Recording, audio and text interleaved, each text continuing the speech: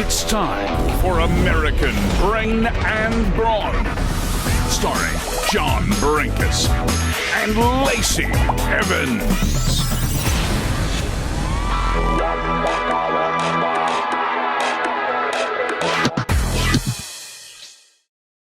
Hey everybody, look who it is. It's Lacey Evans. Oh, Lord, hello, would you Lacey look Evans. at me. Hi, you nasty thing. How are you, John? You know what? Very few people have called me a nasty thing, but I'm going to take it from you. Well, you don't have a choice, sweetheart. That's right. Well, welcome everybody to our first edition of American Brain and Brawn. I am John Brenkus. Across from me is Lacey Evans, the beautiful, the Southern sassy belle, the Southern belle, Lacey Evans. Look at you. Hello. So this show is all about brain. It's all about brawn. It's all about being positive. It's about overcoming adversity. It's about really using your head, using your muscles, just figuring out a way to get yourself out of a tough situation, to pick yourself up when you're down. We're here to lift spirits, not to put anybody down. Lacey Evans, there's no one better in the world who knows how to get up than you. Look at how beautiful you look in that amazing yellow hat. I mean, first of all, how did you choose that hat for the debut show? Oh, this whole thing. Well, my favorite color is yellow. Speaking of picking yourself up, yellow, the color yellow has always been a color therapy motivator for me. I'm sure we'll get into that in future episodes, but life sucks. It's hard sometimes, and you got to do little things to keep yourself going. And these cute little outfits just make me feel like I'm on top of my game no matter what happens, honey. Well, I'll tell you what, as I was picking out a shirt to wear, I think that this shirt really, I mean, I don't want to state the obvious, but my eyes are just, they're piercing. The only thing piercing is that shirt color, sweetheart. You could have done a little bit better, but you know what? We're going to be working together, entertaining and uplifting all you nasty things out there. And I'll work on your wardrobe and your decisions as we go, honey. Don't worry about it. I'm here for you. That's right. That's right. So if for our debut episode, you know, what we want to do is we want to bring on people. We want to exchange stories. We want to talk about, you know, overcoming and rising up and being positive. And I asked Lacey, I said, who should we have on for our very first guest? And Lacey went down a list, and a list a mile long. He said, you know what? I know exactly the perfect guest to be our very first guest. And Lacey, give a little backstory about our very special guest today. All right. This person is near and dear to my heart, especially in WWE, as a sports entertainer, as a mentor, as someone who has been through a hell of a lot, and still as a father, as, like I said, as a mentor, as a producer, as somebody who is there to not only be there as a father and as a strong human being, but uplift others and do what he can to reach down and pick up that next person, and somebody who I just really think highly of. And that is none other. Can I go ahead and say his name? You can. Brawn Dudley. Testify, honey. Oh, my sister, testify. You know, I've never had an introduction like that, and that happens to be one of the greatest ones that I think in the 28-year career history that I've ever had. So, Lacey, I want to say thank you.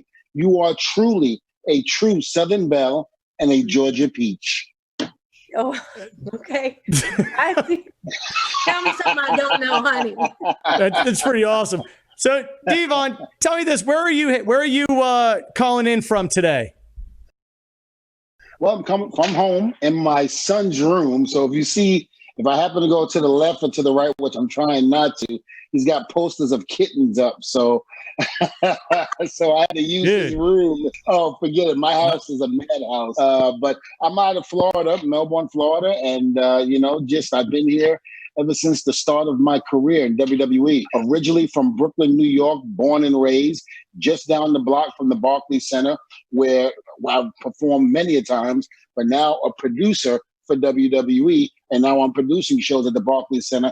And of course, all over where the WWF goes. That's awesome. So, Devon, are you sure that's not your room? I mean, I would pick you as a guy with pictures of kittens and purple LED lights. Listen, I would agree with that 100% if I was single, but my wife would never let that happen in my room. That is awesome. So, I know, Lacey, you guys have a very special relationship, and you're telling me, I mean, story after story about Devon and why he's so special. Share with the audience what makes him such an incredible human.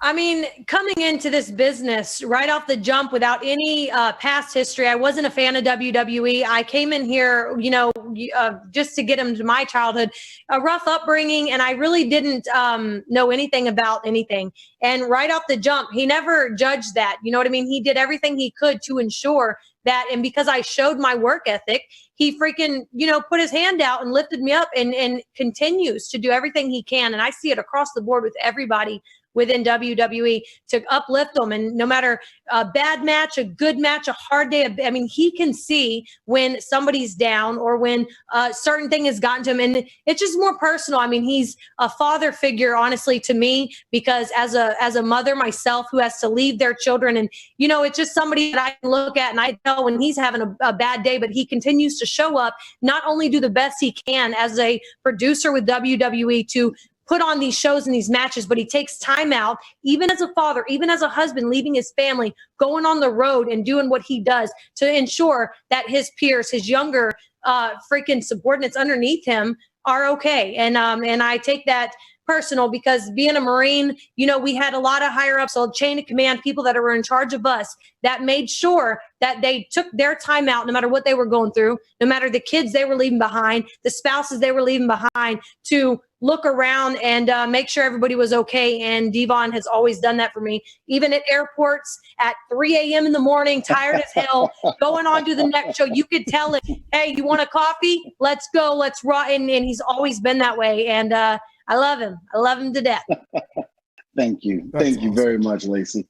Well, it's a pleasure and an honor because, I look at it like this. I know what it's like coming up in this business. I wasn't a second generation wrestler. I came in here blind. I came in here not knowing what to expect. I came in this business only to go by what I seen on TV.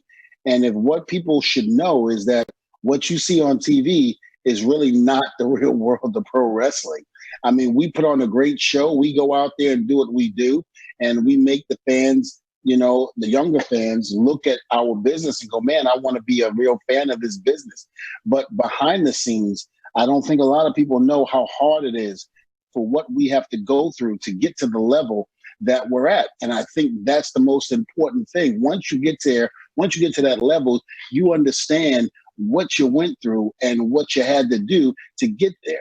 And with so many people such as Lacey and this new generation of WWE superstars, I pretty much know a lot of their shortcomings. I know a lot of what they did to get to where they are. And it's like, once they get there, you have to learn how to stay there. Well, it's guys like me who have been there, who've been on top for my whole career, basically, and to show these guys how to do that, how to stay on top, how to keep yourself relevant, how not to have the fans just get tired of you and throw you to the side. It's our job as past performers to be able to pass the torch and help the younger generation out. One of the things that impresses me the most about the WWE is that each person, right, is really revered, like really given a shot at sharing, not only their brawn, but their brain. Like it's part of the gig that you guys have is being really smart, and the audience knowing you have to be sharp. You got to be quick. You can't just being physically gifted isn't enough in the WWE. You also have to be really smart. Well, I think, you hit the nail right on the button there. It just can't be the looks. It can't be the strength. You have to have the brain as well to know, because I'm going to tell you this. You can ruin yourself in this business more by doing things outside the business that don't go with the way we do business here. That can ruin you quick, as opposed to what you do in the ring. You have to know in and out of the ring how to act, not only to perform in the ring to give your best, but how do you conduct yourself as an individual outside of that? You have to know the proper etiquette and how to, again, survive, longevity, things of that nature. You have to be able to do that. For those that have come before me, I took the time in the very beginning of my career to sit down, keep my mouth shut, open my ears and open my eyes and learn. And I think that's what a lot of the younger generation has to understand. You have to do that. But remember, do it with people that have been successful and have been some places, not the ones that try to do it but never made it. Yeah. Lacey, you've talked about Devon when you and I were talking pre-show. You said one of the things that impressed you the most was none of us on this discussion, Devon, Lacey, and myself, none of us come from privileged backgrounds where like we had a silver spoon in our mouth and everything was handed to us. And Lacey, especially when you were talking about coming into the WWE, it was such a foreign world to you that you needed someone like Devon to say, hey, here's how you do it. Here's how you succeed in not only in this profession, but in life. And talk about how important it was for you to have someone who was a mentor who could take you under their wing and guide you, because people really sort of undervalue how important it is to find somebody like Devon in their life. Right. And back to the brain thing real quick, because you have to have the brains to actually listen to men like him. Because yes, you're right. I came straight in from Marine Corps. I was a sergeant. I was active duty, and where you do shut up and you do your job, and but we're hard chargers. We're motivated, and we sometimes say things that others might take not too lightly, but we just bust through doors and we come in kicking in and screaming. And I can honestly say on a personal level, that's one thing Devon Dudley has taught me. There has been, he's laughing because he knows there's been times where even with our boss, I come in here thinking like chain of command, like if you got a problem, you freaking like, hey, sir, this is freaking Sergeant Estrella and I got blah, blah, blah. That you don't do that here. And Devon was quick to snatch me up, almost literally and say, hey, Lacey, come here. And I'm like, oh, what happened? I was about to walk in this door, speak with Mr. Vince McMahon. And he caught me quick. And now a few times, and coming from being a wife, being a mom, I've got luggage on my back. My daughter is freaking homeschooled. We're traveling the world. I'm sitting on the plane next to Devon Dudley and we're talking about life. We're talking about family. We're talking about how we want this career. We want to be successful. And I'm explaining, but I have this title of WWE superstar, and I have the title of a mother, and my baby's back there, reading her studies now. I've got a title of a wife, and I'm got to feed my husband tonight, but I also have this show. And Devon has always been motivated, but also letting me know the ins and outs of the business, because you have to be able to juggle and take all of those titles and do them equally. And he was quick to tell me, like, don't forget that you're also a WWE superstar, that you have these brothers and sisters traveling the world with you. And like, you've got to let them in, and I was always just so focused. So he continues to lead me in this game and has opened my eyes to a lot of things. Like I said, stopped me from kicking in the wrong doors a couple times. But it's something I'm completely thankful for. I'm motivated. I work hard, but he makes sure that it goes along with the etiquette of this job that we're in. And I'm very grateful to have him. Hey, Devon, this is what I'd love to hear from you. Tell me about your background and how far you actually have come. Like where did you grow up? What was the surrounding, and how blessed, you are such a blessed man. I want to hear about your journey and what were those points along the way where just being an incredible athlete like yourself just wasn't enough. You had to figure your way out of a situation to get yourself to the next level. Absolutely. I'm come from Brooklyn, New York, born and raised in the projects, actually. Again, right down the block from the Barclays Center. And, my mother was pregnant at 15. She had me at 16. My dad really wasn't in the picture. He basically was, out there doing his thing.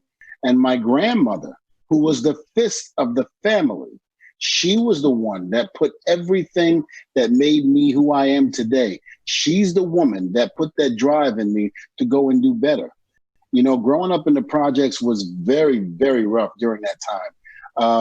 In 1983, when crack first hit the scene and it ran through the projects like crazy, my grandmother saw fit to get me out of there and to basically go to school in Long Island, spend time with my aunt and uncle. And what I would do is I would go to school Monday through Friday in Long Island and then come back home to Brooklyn on the weekends, holidays, and summer vacations. And so with that being said, it was because of her guiding me and getting me out of that element, which really, really helped me. A lot of my friends back then were either getting in trouble with the law, going to jail, or even, unfortunately being killed because of the choices that they made. And because of the fact that I always believed that at the age of 12, you know the difference between right and wrong. And I think the Bible says it best. You are responsible for your own decision making when you're at the age of 12. And I learned it at an early age. Both of my parents, my stepfather, I should say, not my biological, my stepfather and my mother were both preachers, which is where the testify and the reverend all came from. And so since then, I've been testifying ever since I was a little kid. I was a preacher's kid. Sometimes they say that the preacher's kids are the worst. And that can be the case in some aspects. But with me, my mother thought she was Mike Tyson. So even though she was the woman of the cloth, being a reverend, she still thought she was going to make boxing history if I got out of line. So she didn't play. So it was like, again, it was rough, but we made it. And in my acceptance speech that I had made when I got put into the Hall of Fame, it was almost like the television show, the old show, The Jeffersons.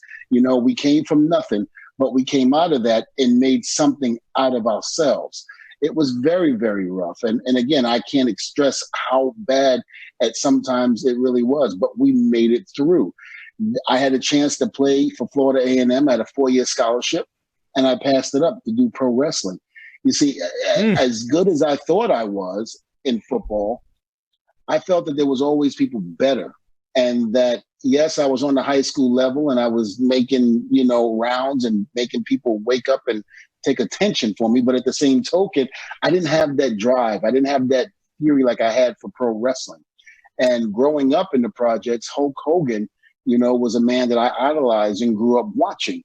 And so I always wanted to be, amongst those guys, Hulk Hogan, Roddy Piper, Ted DiBiase, Ricky the Dragon Steamboat, Andre the Giant. The list goes on and on. I always wanted to be a part of the WW back then F. And that was my goal. And so even at the age of 6 and 7, when I first laid eyes on the WWF back then, it was called, I knew that that's what I wanted to do. So I passed up the scholarship to Florida A&M, and I decided to go ahead and pursue my career with Johnny Rodz, which is a Hall of Famer himself, out of Brooklyn, New York, Gleason's Gym, which I'm glad to say he still runs today. But I learned a lot from Johnny Rodz. I learned how to conduct myself in and out of the ring. I learned how to wrestle. I learned how to grapple. During the off season of football, when I was in high school, I played basketball. But now I regret it because the first thing Johnny taught me was the amateur background. And I wish that I would have wrestled back in high school. But I was able to do that during my training with Johnny Rodz. And then next thing you know, I spent 5.5 years going through so much. I got married. I had my twin boys, Terrence and Terrell, who are now following me in the business. I was about 23 when I had them. But at 18 years of age, I was going back and forth to Johnny Rodz' school. And a kid, that, again, from Brooklyn, New York, who didn't have anything, traveling up and down the subway systems of New York City, 45 minutes to about 2 hours in some aspects, trying to get to Gleason's Gym. to be trained by Hall of Famer Johnny Rodz, and then having to take the train system coming all the way back. I had 3 jobs. People used to tell me that I was a disgruntled postal worker because I worked for the post office. Devon, I have a question. Sure. So it just hit me. You mentioned something about 12 years old, and I take this personal because I can agree. I've never heard anybody ever say this as well. I get asked a lot coming from what I've been through in my life. How did you make it? How did you end up the way that you are? Considering your circumstances, considering what was around you all the time. And my question for you is, you were just saying at 18 years old, you're still young. You're catching bus after bus in order to train. You don't see that in a lot of young adults nowadays. What do you think it was? So like for me, it was I stayed busy. I stayed in sports. I made sure my mind was always active in something. Sports, school, and there was still all that negative going around me. There was still all the drugs, all the anger, the depression, the bad, but I continued to still show up. I continued to still go to my sports practice. Like I said, even before I had a ride, even if I didn't have a ride home, and I just stayed busy. So for everybody out there listening right now, because like I said, life's hard. And like, there are people like you and I that go through hell and look at us now, we made it. What do you think it was? At what decision, what inside of you, what did you do in order to continue and not end up like that? My brother, my half brother, who followed in my biological father's footsteps, was killed. He was killed. A machine gun. Excuse me, lights are going out here. Machine gun was emptied in his back. He was one of the biggest drug dealers in Harlem, New York, and I do remember when he was first started in the game. He was very successful at it, of course, which some drug dealers, that winds up happening. But then you're faced with what happens when people turn on you and the loyalty is not there. He was shot 7 times and survived and swore that he would never go back to that game again. Wow. And then sure enough, he went back, and ultimately the second time it cost him his life. The thing that got me was, I remember before I got that phone call, it had to be a couple of weeks or a couple of months before that I wanted to reconnect with him because we had lost contact. So I wanted to reconnect with him, and I was going to call him and say, hey, I'm your brother, let's do this. Let's reconnect. Let's do it because we lost touch. And then, the unfortunate was I got the phone call later that he was killed. And again, his whole crew turned on him just for the simple fact that they were fighting for position and wanting to take his spot. From that point on, I said I wasn't going to let the cycle continue, that I was going to stop it where it stood, right there. And that I was going to make my grandmother and my mother proud, and said I wasn't going to go in that game. You see, here's the deal. Some people grow up like you and I in certain circumstances, and they are put through some trials and tribulations. But the thing is, even though you're put through those trials and tribulations, that doesn't mean you fall victim to the circumstances that are in front of you. You have to learn to pick yourself up. Honey. You have to learn to go out there and to do what you have to do to make your own legacy and to be proud. And once that happened, that turned my life 10 times. There was a point in time when my first wife and I were going through some struggles, and we separated, and my boys were born.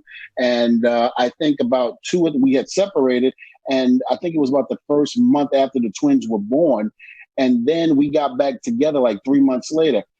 I remember giving up pro wrestling, not wanting to come in and do it anymore, because I wanted that. We like to call it the microwave generation. Nobody wants to put in time, and nobody wants to go in there and do the hard work. They want it fast, you know? Well, I was at that point wanting to be able to be a part of that microwave generation because I wanted it fast. And when it didn't work, I was ready to give it up.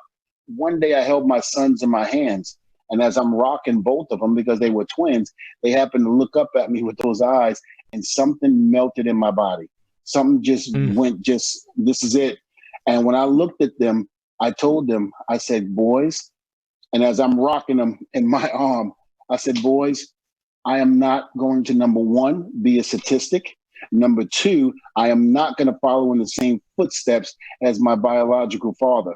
I'm going to make you boys proud, and I guarantee you, your father will make it in this business. And Hell what I yeah. did was I went back to Johnny Rogers' school. He said, welcome back. I said, thank you. I busted my butt for about 6 months to a year after leaving for about 5 months.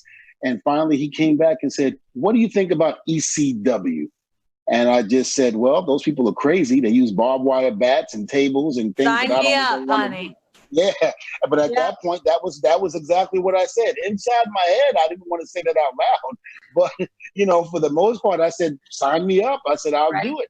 And, they made the phone call to Taz and Tommy Dreamer, and the rest is history. But at those moments that I had just described, that's what got me where I wanted to be. That's what put me on the track. I thank God for my grandmother.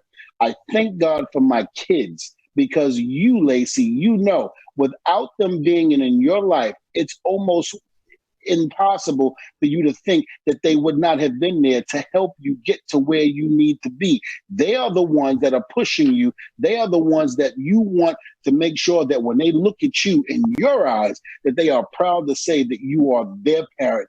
That's the way I look at it. Absolutely. And, I call that finding your why. Me and you are very family driven, right? Those long nights at the airports when we're catching those flights and life is hard and you're rocking your babies and you're looking at them, that moment, and I'm speaking for you, but you found your why, what drives you. And I actually talked with Justin, one of my good friends, about motivation and just staying motivated, positive, and driven. And you just sometimes in life, whether you got kids or not, and John, I don't know what your why is. What makes you wake up in the morning, drink your coffee, and say, look, this is the shit I got to get done today. And I'm going to get it no matter what. Whatever that why is, that first thought you think of. For me and Devon, it sounds like it's our family. It sounds like it's our kids. And it's different from different people. But everybody listening, find your why and think about it just for a minute before you start your day, and guarantee you're going to be more productive than you have ever been. I firmly believe it. Lacey, I will say this. Well, I'm sorry, I don't mean to interrupt. I will say this. One of the sayings that I always say that I think is relevant, not only in this interview now, but just life in general. If you fail to prepare, you are preparing to fail. I'm writing that down, honey. There you go. If you fail to prepare, you are preparing to fail. You have to do what you have to do. That once you have a set goal on what you want to do in life, you have to prepare yourself to make that goal happen. You cannot wait for people to do it for you. You cannot wait for people to hand you things. You have to go out there and reach it. You, my friend, have to testify. Hell yeah. That's our saying for this episode. Okay, it is. If you fail to prepare, you are preparing to fail. You nasties, remember that, honey, because that is motivating. Absolutely. And that's the thing. Incredible. I mean, it's just incredible, sitting back, listening to you guys of how you made it in. I mean, we're not talking about just making it, getting a job. You guys made it to the WWE and are both just giant superstars coming from, backgrounds where, look, the deck is stacked against you. And what's interesting is a lot of people feel like, wow, I was dealt a bad hand. I'm here to tell you on American Brain and Brawn, everybody is dealt a hand that becomes difficult to deal with. Do you know the number of stories of people who are born into a privileged lifestyle and then they completely go off the rails? Then you find people who are born with nothing and they become superstars. Like, how do we possibly explain that? To me, it's all about being held accountable on a daily, hourly, minute by minute basis. When you asked Lacey about, well, what's your why? Obviously, my family is my why. My God is my why. But most importantly, what I want to be able to do is to say, I'm doing my best. And my best is being kind, loving, spreading positive energy, and using the talent and gift that God gave me to just do good in the world, to spread a positive message. That's all I can do is to perpetuate love. And when you think about it, as corny as it sounds, like, look, the greatest law of all is love one another. That's a simple phrase. Truly loving means no matter who you connect with, no matter who you bump into, Treat them as an equal. Love them. Go out of your way. Being mean is easy. Being nice, it takes a little bit more effort. And that's the way that I think we're set up to succeed, is that God, and whatever religion you are, the universe wants us to lift each other up. And if you didn't have your grandmother, Devon, where would you be? She lifted you up. Yes, she did. Yes, she did. And she was the fist of the family. It's one, like I said, and I just want to make, this evident too, is that I am very, very biblical. I'm very, very a spiritual person. And I believe without the grace of God, there would be no Devon Dudley. There would be no anything that I have ever, tried to do in life. I am very, very proud to say that I am a God-fearing man. And I definitely feel that without my Savior, without him being in my corner, helping me, even through my trials and tribulations, people have to understand one thing. Even when I'm going through my trials and tribulations, yes, I call on him. When I'm going through good times, I still talk to him and call. Not just when I need him, when something goes wrong, but I thank him when things go right. I am more talking to him when things go right than I am when things go bad, because I want him to know that I'm not just calling on him when things go bad, but I want to thank him for what he's done. This career, this home that I live in, this lifestyle, the fans that still after all of these years are in my corner. It's through the grace of God that I am sitting here right now being able to, and I quote, testify. Hell yeah, Devon. Tell them. Tell all of them. That's the only way I know how to do it. That's the only way I've been doing it, is just being testifying. And, again, it's just one of those things where I've said this to many people on how I feel and how my life is. God comes first, my family is second, and then me. I put myself last every single time because I don't feel that I'm on this earth to try to do something for me. I feel like I'm on this earth to help those who are in need. What a man. And those words are just incredible. Lacey, when you and I first met, we were doing Salute Across America, and you were telling so many incredible stories. And for you, when you got into the military, and then you did not say, "Here's my plan in life. I'm gonna join the military, be a Marine, and I'm gonna get out and be a WWE superstar." Something happened along the way that intervened and kind of sent you down this road that you never thought was possible. And Devon, there was just no way when you were 12 years old that everything was laid out for you perfectly fine and you knew exactly what was going to happen. Those intervening moments in life, it takes brains to recognize them. That it takes a real intellect to say, the universe is conspiring for me to succeed right now. I need to seize the day. Those moments are so key. And as you said, if we don't look at life as though it's a tapestry of options and opportunities, if we're not ready for it, it can pass us by. We can mess it up. That's the great lesson, is that we have free will. God gave us free will, and we can literally say, "Nah, I'm not going to do that," and miss the train. Right. Absolutely. I mean, you have to be ready for anything. And it doesn't matter what you believe in, if it's God, if it's, like Devon said, he's saying all this religion and what he turns to.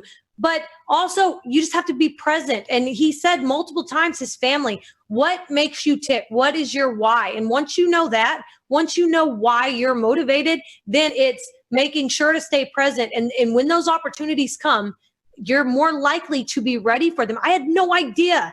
I'm in here with this big old hat looking classy and sassy as ever. I was shooting a weapon 5 years ago, honey, completely covered in CLP and freaking dirt. But here I am freaking with American Brain and Brawn, bringing motivation and passion and uplifting those who need it. But you know what? That opportunity came and I was ready because I never allowed my circumstance to make me a victim. Those cards were dealt to me, yes. But here's the kicker. You're going to get cards dealt to you. You can't handle that, or you can't change that, right? But you get to decide what game you play. And I learned that really young in life. I was dealt certain cards and I was fine with it. I took a deep breath and I freaking played the game that I wanted to play. And that is what I continue to do. I take it one day at a time, and I freaking realize my why. And I drink strong coffee, take some deep breaths, and one foot in front of the other. Make a plan, have goals, and little steps until you get there. That's the best. That's all you really can do. You know what? Some of the things that you are saying, Lacey, are, again, so true. You know, you and I have similar backgrounds. You and I have gone through what we've gone through. And one of the biggest things, I have a wrestling school in Winter Park, actually right down the block from the PC. And Right. it's called now Devon Dudley Academy. And, you know, this is what I tell my students. You know, I'm not just teaching them wrestling moves. I'm not just teaching them psychology. I'm teaching them life, because just like I had to go through some things leading up to me going to ECW, and then from ECW to WWE, and then from WWE to Japan, and then Japan right back to the WWE. They need to know all those trials and tribulations that I had went through. Every hurdle that you jump, you have to keep jumping them, because those hurdles are not going to go away. Those hurdles are going to keep going, and you got to keep jumping them and jumping them. In the movie Rocky, where my character comes from, Mr. T, in Rocky 3, but in the last Rocky movie, he said it best. He said, it's not how many times you get knocked down, but it's how many times you get knocked down, but you keep getting back up. So no matter, even however success that you're in, you're going to get knocked down. There were many a times where Devon Dudley and the Dudley boys, okay, were knocked down. And I mean knocked down. It looked like it was the end. But we kept getting back up, and we kept doing it. And I kept praying and giving it to God. There's a saying in the church, let go and let God. And that's exactly what I do. And I cannot help it when I say that. When I let go and let God and stop trying to do things on my own, that's when it works. You see, the older saying goes, he may not come when you want him, but he's always on time. Oh, I love it. It's incredible. It's amazing. Devon, we're getting ready to wrap up here, but before we end this episode, you know, there are a lot of people out there right now looking for those, you know, looking for that one piece of advice. And you've given about 20 pieces of advice in this episode that everybody can really hold on to. I'm looking for, you know, it's interesting because you can understand when people get frustrated, when people get down, you can understand that, and you're not human unless you feel some sort of friction in life. But that friction in life is something that actually makes you feel alive. And what we need to know about that friction is you're going to come out of one side or the other. And that is the truth. When I keep saying that, it's in your control. When people are saying, nah, but my situation, I'm different. I'm not Devon Dudley. I'm not that guy. I always say to them, you're right. You're you. You can rise above, and you can go this way instead of that way, no matter what's dealt your way. What's the one piece of advice that you would tell somebody to listen? Even though things seem crazy, just keep this one thought in mind. Don't put your trust in man. Don't put your trust in anyone else. You put your trust in God. You keep doing what you're doing, and you keep the faith. That's the thing. Because faith ain't something that it always has to go your way. Faith ain't something that has to be where if it doesn't go your way, you're just going to quit and stop. No. You've got to go through those trials and tribulations.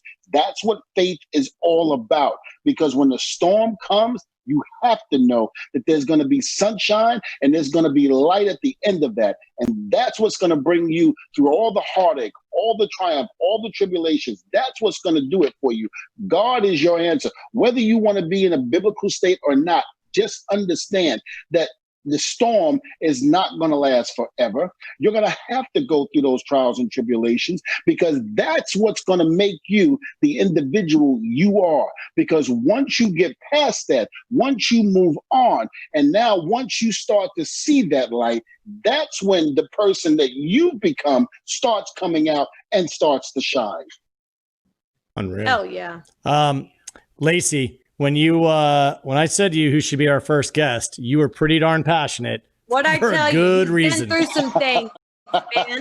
And this shall pass, because I tell you what, those storms he's talking about, they're going to come. They're going to come. It doesn't matter if you're a WWE superstar. It doesn't matter if you're working at Subway at 15, 16 years old, because I was there. It doesn't matter if you're sleeping in your car in the back of a Walgreens parking lot, because I was there. It doesn't matter if you're joining the United States Marine Corps at 19 years old, because you don't know what else to do in life, because it is so hard and you're lost completely. But this too shall pass. Those storms and that rainbow that's going to come at the end is going to make you stronger and tougher and ready for anything. Because one thing, I don't care where my career takes me. I don't care if I'm going to be in the Hall of Fame, if I'm going to be a SmackDown champion, Raw champion. I know what hell is. I know what tough times are. I know what it feels like to have nothing and be at rock bottom. But you know what? Because I've been there, I know that I can get back up, and there is nothing that can keep me down. So no matter what comes in my life, it don't matter if there's storms, hell, rain, it doesn't matter, because I'm going to get back up. So enjoy those storms, honey, because I love my rainbows, but there's nothing that I can't take, because I know what I've been through. And so look at it like that. Look at the positive, because there's always positive, even in the worst negatives. Testify. Testify. Woo. Getting me all sweating here. I don't like to sweat, honey. Well, listen, everybody. Devon Dudley, you are one of a kind. Lacey Evans, Thank come you. on. I mean, incredible. We could not have been more blessed to have Devon join us for the first guest on American Brain and Brawn. Want to thank you so much for your time and your wisdom. You are an incredible athlete. Most importantly, you are one smart human. Very. Well, thank you very much. It was a pleasure being on this show. When Lacey asked me, before she could even finish it, I said, "You got me." I said, "You got me. You ain't got to." Although she messed with me a little bit. Yeah, I did. Emojis and all of that leading up to it. I just finally said, I ain't texting her no more. I told my wife, I said, I'm calling her. I said, what are you trying to get me into? Well, I wanted him as the first one. American Brain and Brawn, we're all about motivation. We're all about passion and uplifting. And I'll say it again. There was some tired nights at the airports, and I'm learning this business, and I didn't even know if I'm doing it good enough. And this man has called me over and said, and he didn't care about my match. He asked how my husband was. He asked how my daughter was. He asked about my family. And I'll never forget that, man. I mean, he is caring, he's uplifting, he's passionate, he's motivated. And I'm sure he's going to kick my ass on Friday at SmackDown, making sure I'm doing what I need to do, because he's just driven and he's passionate. And I couldn't have picked a better person for our first episode. Thank you so much, Devon. Well, thank you guys, and congratulations on your first episode. Very happy to be a part of it. Much success in the near future. Thank you, Devon. All right. Thank you guys so much. And listen, everyone, listen to Devon. Keep the faith. God bless you all. We'll be back next Wednesday. Make sure you check Lacey Evans's Facebook page for updates. We'll have guests. We'll have times. We'll be here every week. Don't be late, you nasties, because you're going to learn lots and lots. Lot that you need. You need it. God bless.